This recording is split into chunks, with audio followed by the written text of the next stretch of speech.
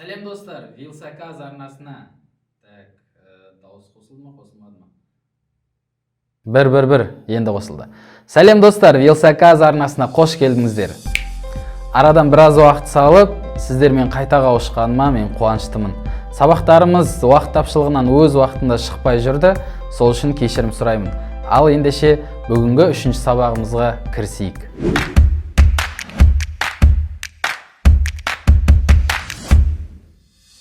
Үшінші сабағымыз алдыңғы интерфейс сабағының жалғасы болғандықтан, өздеріңіз байқағандай, сабақ уақыты 20 минуттан асып кетті. Сіздерден мұқияттылық сұрар едім, себебі сабақта жаттайтын заттар көп. Әрине бұлардың барлығын бір уақытта жаттау мүмкін емес, дегенмен практика жүзінде көп қолданатын болсаңыздар, бұлардың өзі-ақ сіздерде күн келіп жатталып қалады. Ал ендеше сабағымызға кірісейік. Ескерте кетейін достар. Сабақ соңында сіздерге арнаған бір сыйлығым бар. Міндетті түрде соңына дейін көріңіздер.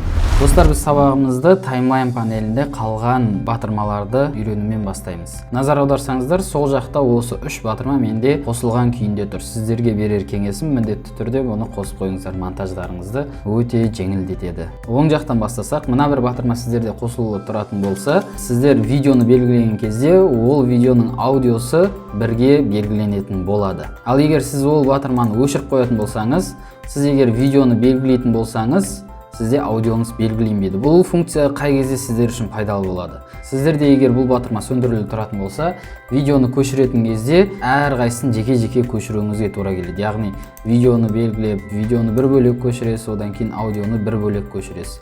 Енді екеуін бірге белгілеп көшіруге болады, сонда да бұл батырма сіздің жұмысыңызды жеңілдетеді. Яғни мен өзіме керек видеоны аудиосымен бірге бір басып, кез келген жерге көшіре аламын. Бұл батырманың атқарар функциясы осы. Екінші батырма магнит батырмасы. Егер сіздерде бұл батырма сөндіріліп тұратын болса, екі видеоны бір-біріне қосқан кезде сізде ешқандай белгі шықпайды. Яғни сіз бұл әрекетіңізбен бір видеомен жауып қалуыңыз мүмкін. Байқасаңыздар, менде бірінші видеом қысқарып кетті, себебі оның үстіне мына видео келіп қойылды. Ал егер сіздерде бұл батырма қосылып тұратын болса, бір видеоны екінші видеоға қосатын кезде сіздерде мынандай бір белгі шығады. Бұл белгі екеуі дәл ұштарында қосылды деген белгі. Араларыңызда магнитпен ойнамаған адам болмаса керек, бұл тура магнит қызметін атқарады. Яғни сіз екі магнитті бір-біріне жақындатқан кезде қалай жабысады, екі видеода егер ол белгі қосылып тұратын болса, бір-біріне солай жабысып, ұштары бір-біріне тиіп, келесі видеоның өшуінен сақтап қалады сізді. Ал енді үшінші батырмаға келетін болсақ, егер сіздерде дайын монтаждалған бір клип болатын болса, және де сіз ол клипіңізді келесі секвенцияға, яғни келесі жұмыс орнына еш өзгеріссіз көшіргіңіз келсе, сіздерде видеолар көп, оның барлығын белгілеп отырып, оларды көшіру көп уақыт алады. Сол кезде бізге үшінші батырма көмекке келеді. Бұл батырманы қосып қойып, сіз өзіңіздің монтаж жасаған секвенцияңызды келесі бір секвенцияға қиналмай, оп-оңай көшіруіңізге болады. Бұл жерде барлығы бір секвенция күйінде бір видео болып көшіріледі екінші бір секвенцияға. Енді монтаж кезінде қолданылатын құралдарға әрқайсына жеке-жеке тоқталатын болсақ, ол құралдар таймлайн панелінің сол жағында орналасады. Әр құралға курсорды әкеліп үстіне қоятын болсаңыздар, әр құралдың аты шығып сіздерге көрсетілетін болады. Менде программа ағылшын тілінде болғандықтан, құралдардың аттары барлығы ағылшын тілінде көрсетіліп тұр. Бірінші құралымыз белгілеу құралы. Белгілеу құралы арқылы біз таймлайн панеліндегі элементтерді, аудиоларды, видеоларды, фотоларды, монтажға қолданатын барлық элементтерді белгілей аламыз. Немесе бос тұрған жерді де екі видеоның арасындағы, екі аудионың арасындағы бос орындарды осымен белгілей аламыз. Яғни бір сөзбен айтқанда, компьютерде мышка қандай қызмет атқарса, программада белгілеу құралы да дәл сол қызметті атқарады. Екінші құралы арқылы мен өзіме керек видеолардың барлығын бір басып белгілей аламын. Бұл белгілеу құралының екі түрі бар. Бірінші түрі өзінен кейін оң жақта тұрған видео, аудио барлық заттарды белгілейді. Екінші түрі өзінен кейін сол жақта тұрған аудио, видео барлығын бірден белгілейді.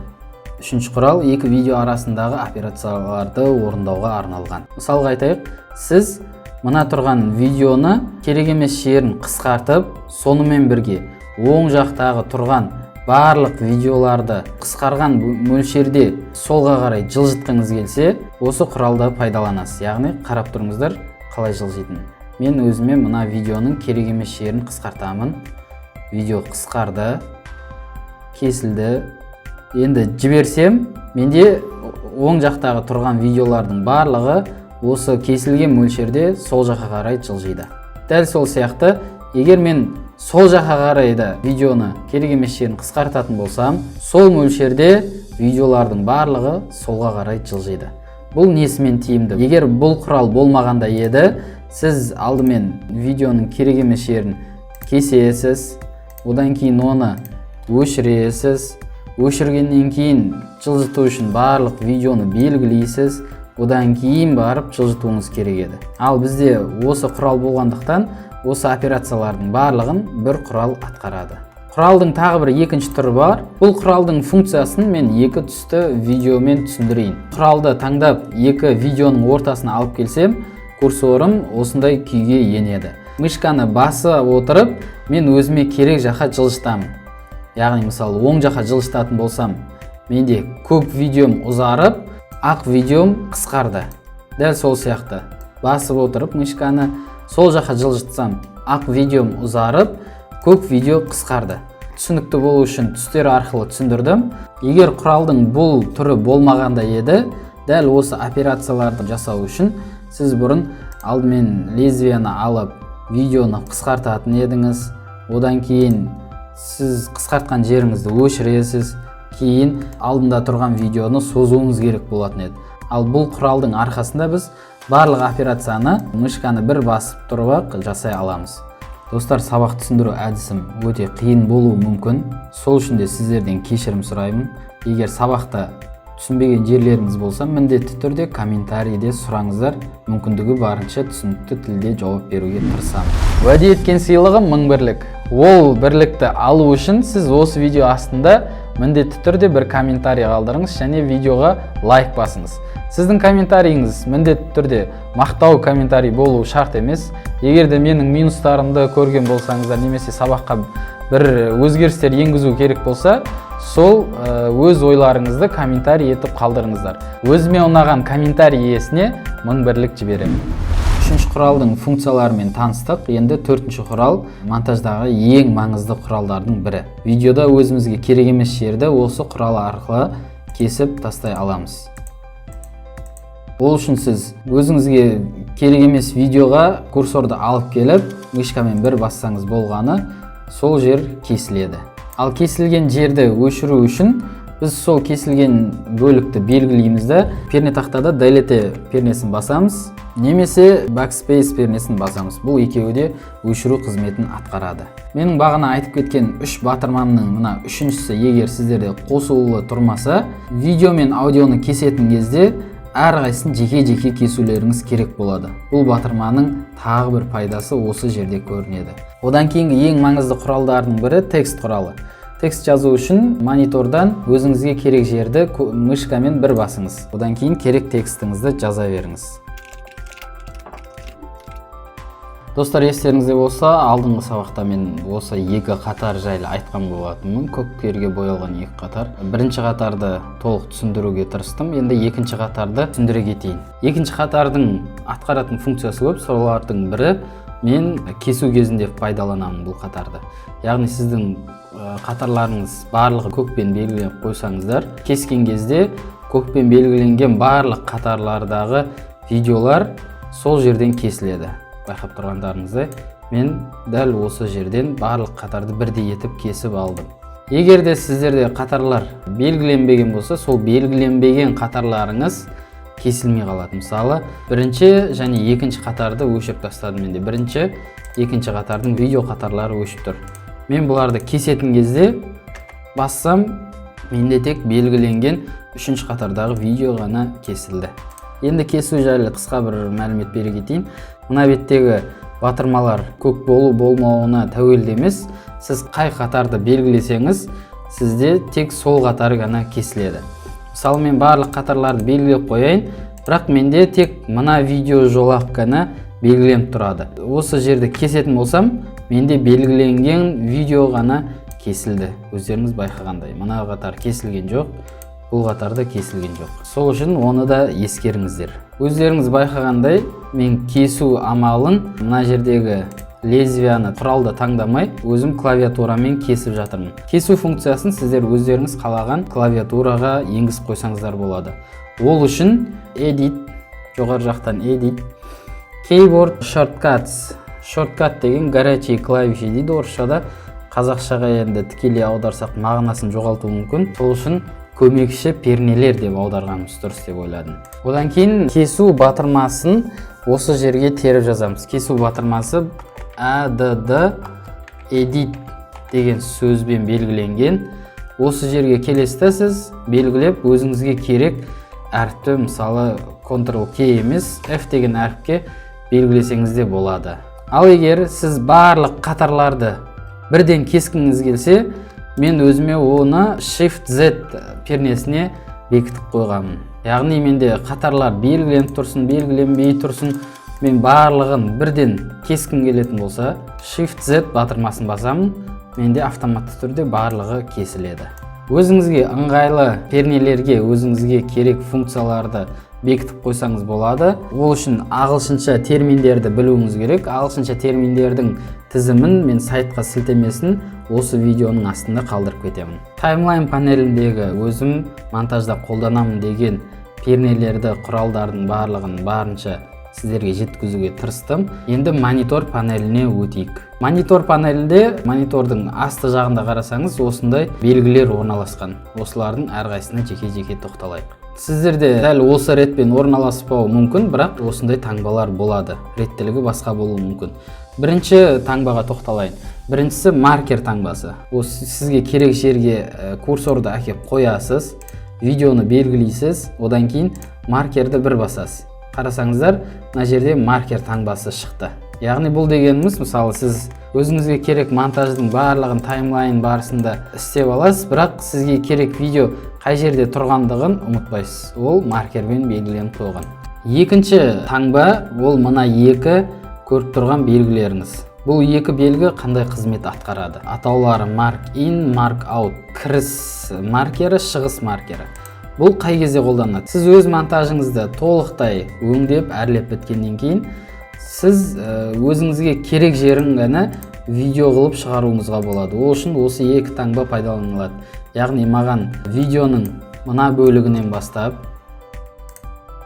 мына бір бөлігіне дейін маған видео керек болса, осы екі таңба арқылы мен өзіме белгілеп ала аламын, және де тек осы аралықты ғана мен видео қылып шығара аламын. Ол үшін осы екі таңба қолданылады. Тағы да байқасаңыздар, әр таңбаға жақындатқан кезде таңба қай перенай тақтаға бекітілген, сол әріп сізге көрініп тұрады. Яғни сіз mark in, mark out функциясын қолдану үшін өзіңізге керек жерді белгілеп алып, mark in I пернесінде бекітілген, mark out O пернесінде бекітілген. Осылай екі перне арқылы сіз өзіңіздің жұмысыңызды жеңілдете аласыз. Дәл сол сияқты құралдардың да әрқайсысы бір пернеге бекітілген.